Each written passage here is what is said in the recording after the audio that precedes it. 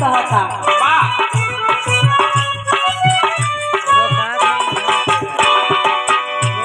अरे तुम तो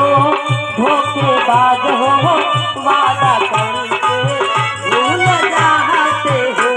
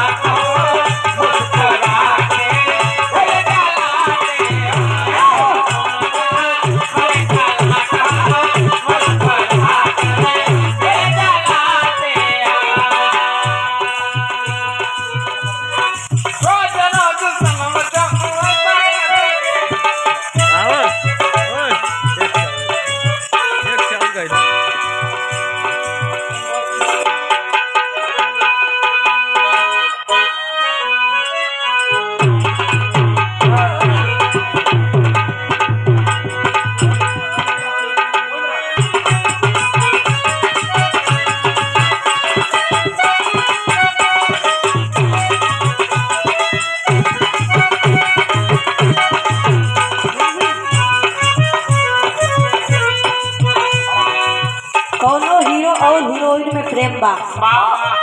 प्रेम पत्र लिखे कैसे कैसे अपने दिल का हाल कहे प्यार के कागज पे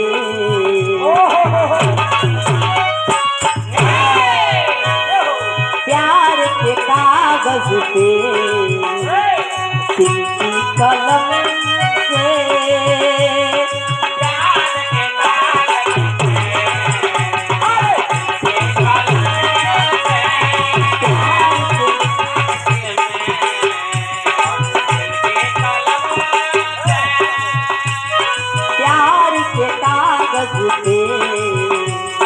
दिल की कलम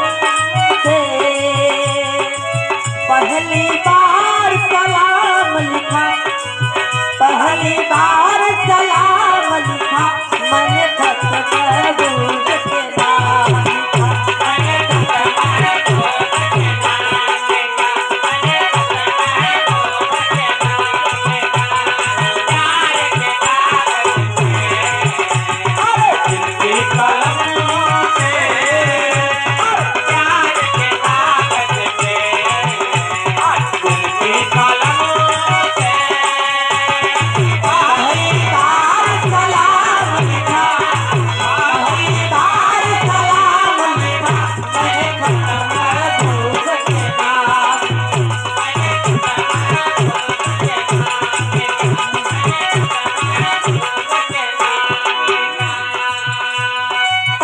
कहे यादों में दिन काटती थी वरना गुजरती थी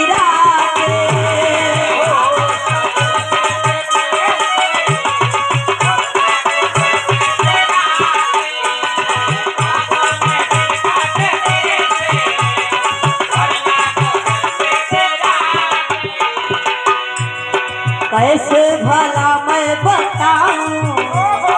कैसे भला मैं बताऊं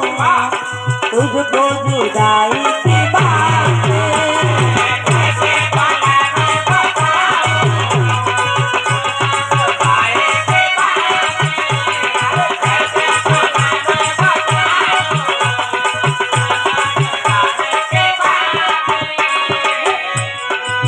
रक्त लाई बेकरारी ऐसी छाई